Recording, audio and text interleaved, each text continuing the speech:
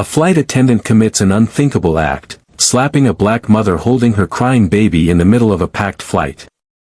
She demands the woman be removed, but she's about to get the shock of her life. What she doesn't know is that the woman's husband isn't just another passenger, he owns the entire airline, and her career is about to crash and burn at 30,000 feet. How did a routine flight spiral into a shocking assault seen by millions? And what was the satisfying final outcome for a woman who thought her authority was absolute? It all started with a quiet moment at the boarding gate, a moment one flight attendant chose to despise. Section 1, The Quiet Before the Storm. The Phoenix Sky Harbor Terminal was the usual symphony of chaos. Announcements bled into one another, the squeak of suitcase wheels filled every silence, and the hum of 1,000 conversations created a restless energy. For most travelers, it was just a stressful limbo between where they were and where they were going. For Alara Vance, it was a moment to breathe. She sat gracefully in the designated seating area for Phoenix One Airlines Flight 732, a picture of calm. In her arms, her 10-month-old son, Leo, was blissfully asleep. Alara herself had an understated elegance. Dressed in a simple but well-tailored linen pantsuit, her hair intricately braided, she exuded a quiet confidence that didn't demand attention. She wasn't scrolling on her phone or looking around. She was just present, her focus entirely on her son. To any casual observer, she was just a mother navigating the challenge of traveling with an infant. But not everyone was a casual observer. At the podium stood Karen Miller, a senior flight attendant with 15 years of service. Karen wore her uniform like armor and her authority like a crown. She surveyed the waiting passengers with a practiced eye, categorizing and judging, her lips set in a permanent thin line. When her eyes landed on Alara, they lingered.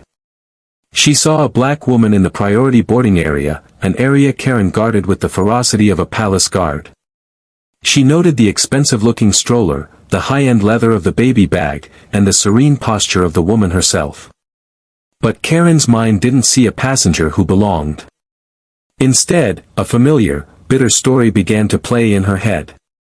She'd seen it 100 times, she told herself. People who tried to game the system, who acted entitled. Her gaze narrowed. She decided, right then and there, that Alara Vance was one of them. We now invite our first-class passengers to begin boarding. Alara gently shifted Leo, gathered her things, and approached the podium, her boarding pass ready on her phone. Karen stepped forward, blocking the lane. "May I see your boarding pass?" she asked, her voice clipped and cold. Alara held up her phone. Karen glanced at it, her eyes flicking from the screen to Alara's face. "Seat 2A, she read aloud, a note of surprise in her voice. A tiny, judgmental scoff escaped her lips before she waved a hand dismissively. "Go ahead." Alara said nothing. She simply gave a polite nod and walked down the jet bridge. She was used to these small papercuts of prejudice, the silent questions about her presence in spaces where some felt she didn't belong. Engaging was a waste of her energy. Her peace was more valuable. As she settled into her spacious first-class seat, she felt relieved. But as the last passengers boarded, she saw Karen Miller enter the cabin, her presence casting a cold shadow. Karen's gaze met Alara's for a second, and in that instant, Alara knew. This wasn't over. Section 2, Tension at 30,000 feet. For the first hour, a fragile peace held. Leo, miraculously, kept sleeping. Alara accepted a glass of water from a junior flight attendant, a young woman with a warm smile named Chloe, who cooed over the sleeping baby. Her kindness was a stark contrast to Karen's icy demeanor. But the peace was short-lived. Just as beverage service ended, Leo began to stir. A soft whimper quickly became an insistent cry. Alara, a master of maternal preparedness, was ready with a bottle, but he turned his head away. This is the moment every parent on a plane dreads, when you can feel the eyes of other passengers turning toward you. An older woman across the aisle offered a compassionate smile. A businessman 2 rows ahead, however, sighed loudly and put on a pair of massive noise-canceling headphones, making a show of his annoyance. That reaction seemed to summon Karen Miller. She appeared in the aisle, her posture rigid. "Ma'am," she said, her voice sharp enough to cut through the engine noise. "You need to control your child. You're in a first-class cabin." The implication was clear, such disturbances didn't belong up here. Elara looked up, staying calm. "I'm doing my best. I think the pressure is bothering his ears." Karen was unmoved. "Other passengers are trying to relax." Chloe, the kinder flight attendant, overheard and approached. "Perhaps we could get a little warm water for a compress for his ears," she offered gently. Karen shot Chloe a look that could freeze water. "I am handling this," she snapped.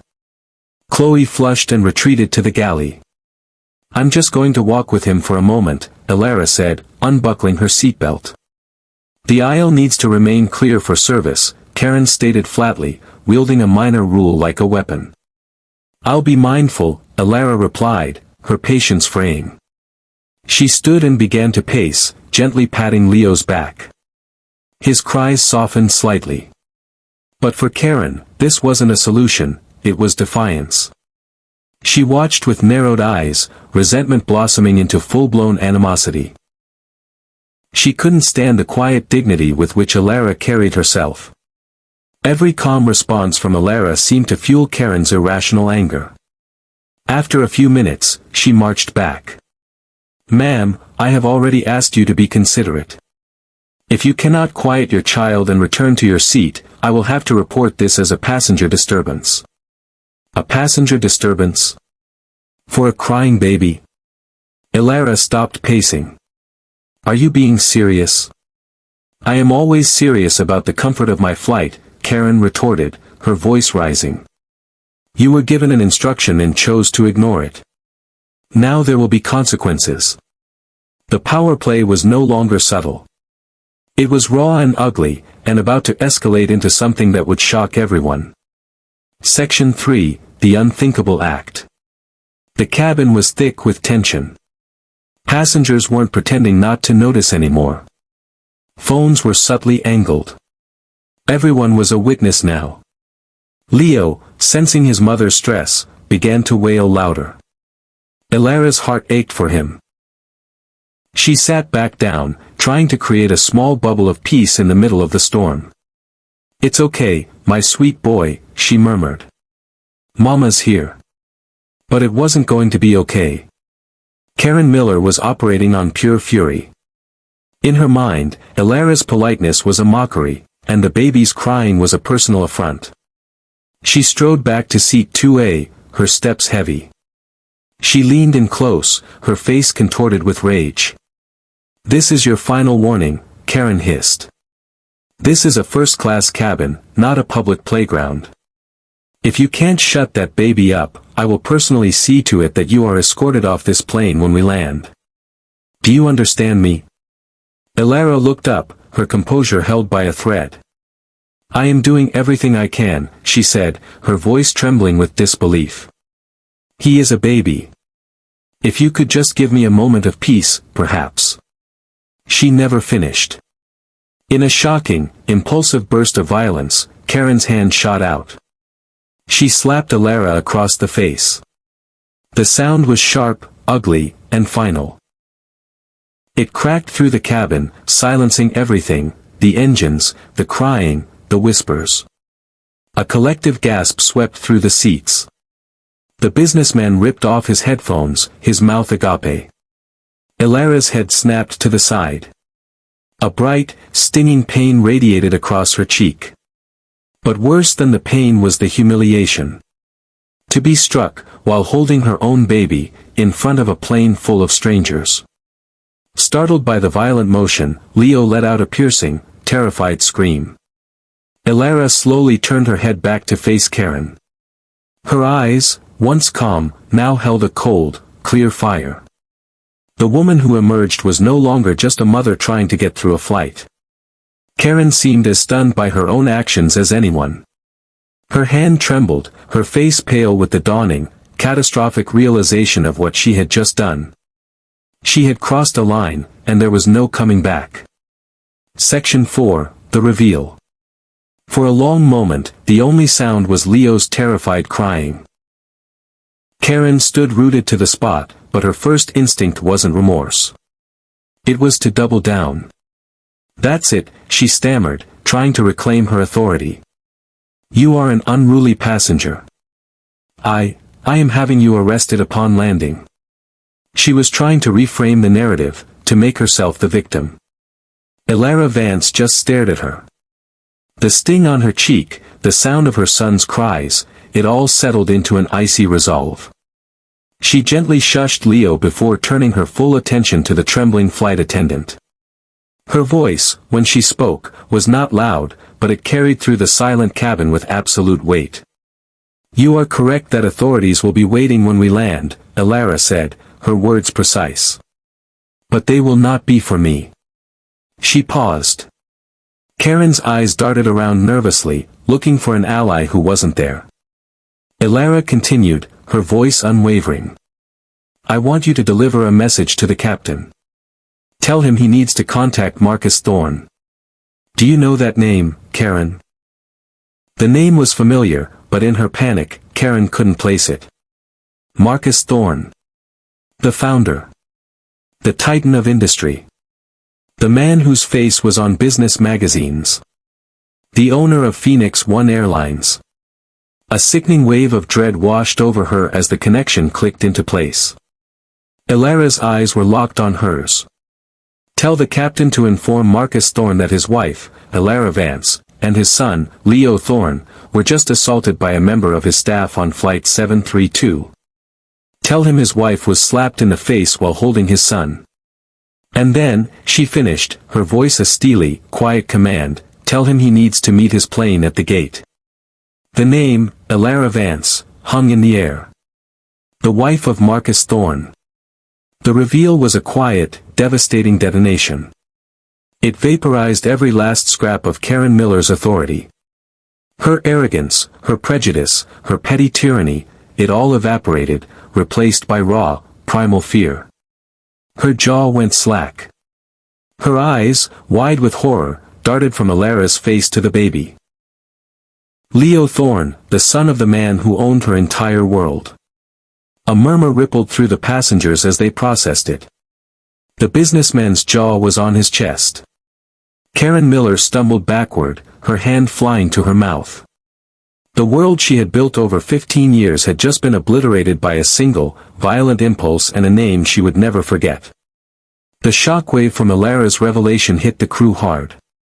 Karen Miller, looking like she'd seen a ghost, stumbled into the galley, her hands shaking uncontrollably. Her mask of authority hadn't just slipped, it had shattered. Chloe, the junior flight attendant, was the first to move. She rushed to Elara's side and knelt in the aisle. "Mrs. Thorne," she began, her voice trembling. "I am so sorry. Are you all right? Can I get you anything?" Her apology was sincere, her empathy a soothing balm after Karen's venom. "Thank you, Chloe. We'll be okay," Elara said, appreciative of the young woman's kindness. The news spread like wildfire. The head purser, David, immediately understood the magnitude of the crisis. He approached Elara's seat, his expression one of profound mortification. "Mrs. Thorne," he said, "on behalf of the entire crew, I want to offer our deepest apologies. What occurred was unprofessional, unacceptable, and inexcusable." Just then, the cockpit door opened and Captain Anderson emerged. He was the picture of a seasoned pilot, but his face was a mask of grim seriousness. "Mrs. Thorne," he said, addressing her directly. "I cannot begin to express how sorry I am for the deplorable conduct of a member of my crew. My primary concern is your well-being. Do you require medical attention?" "I will be fine, Captain," Elara replied. "But your flight attendant put her hands on me while I was holding my child." "I understand completely, ma'am," the captain said, his jaw tight. He motioned for Karen to come out of the galley. She emerged, her face streaked with tears. The captain led her to the galley, and while the passengers couldn't hear the words, his tone was icy and controlled. A few minutes later, the captain emerged alone. He informed the purser, "Miss Miller is being relieved of her duties for the remainder of this flight. She will remain in the crew rest area until we are on the ground." The immediate consequence was delivered. Karen Miller had been stripped of her authority, her uniform now just a costume. She was effectively a prisoner on the flight, waiting to be delivered to her fate. Section 6, a deeper problem, the troubling pattern of bias in the skies. Now, Karen Miller's shocking actions didn't happen in a vacuum. Her behavior is a dramatic example, but the injustice at its core is anything but fictional. It's a symptom of a much larger issue that has plagued the airline industry for decades. While Alara's story has a satisfying twist, for countless other black passengers, an encounter with discrimination only leads to humiliation and a fight for accountability. These incidents are part of a deeply troubling pattern of racial bias in the skies. Take the jarring events of January 2024. On an American Airlines flight from Phoenix to New York, 8 black men, who didn't know each other, were all ordered off the plane right before takeoff. The reason? A complaint about body odor from a white flight attendant. Yet, none of the men were told they personally had an issue, they were targeted and collectively punished based on their race. An American Airlines representative on the scene even reportedly agreed, saying, "I agree," when a passenger noted it looked like all the black men were being removed. They were eventually allowed to reboard, forced to endure the stares of other passengers. The incident led to a federal lawsuit alleging blatant and egregious racial discrimination, which the airline later settled. This isn't an isolated problem. In March 2025, a black mother named Teresa Hudson Jordan filed a federal lawsuit against Delta Airlines for what she described as a grotesque display of racial hostility. Traveling in first class, she was aggressively confronted by a white flight attendant for her supposed offense, making eye contact.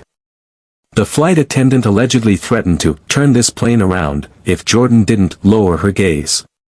Another passenger said the attendant spoke to her like a dog or a slave.